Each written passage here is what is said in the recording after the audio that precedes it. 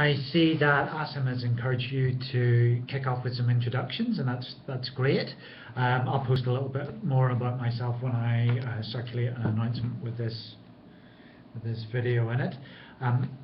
Another thing that I find useful at the start of this session is to give you guys the opportunity to set up study groups if that's something that's going to be helpful for you as we work through the subject. So I've set up a sub-forum just called study groups in which you can take that forward. So this is going to be student-led. So what I would propose is that if you're interested in working with others and studying with others, if you feel that's going to have some benefit for you, if you feel it's going to be supportive or help with time management, then why not post in that study group sub-forum, sub-discussion discussion space, and perhaps note your location.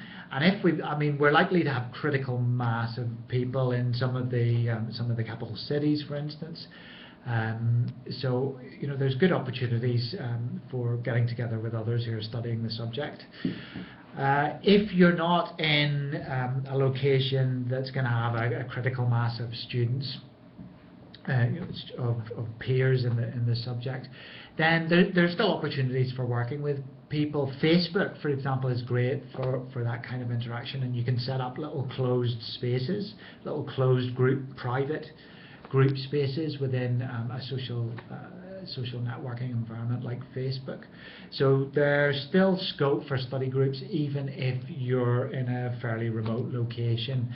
So again, if you feel like championing an initiative like that, then post in that study group sub forum and note that you're keen to work with others in some sort of online space. Then do that. I think in the past when I've done this with students, people find it helpful just for a bit of peer support.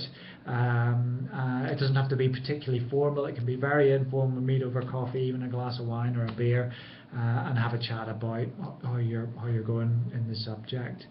So I think that's probably a good thing to be working on through this next few days of this week, as well as dipping into that reading in module 1.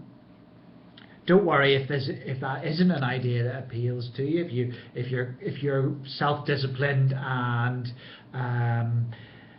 adaptable to the demands of fairly individual approach to your studies, given the flexibility that our delivery of distance education provides, then that's fine. You go ahead and work that way. It's just helpful, I think, to create some support structures for people who have that kind of preference.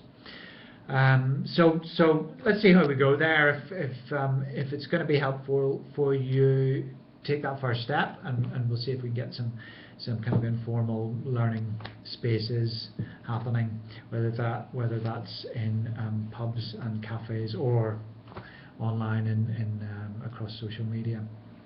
Okay.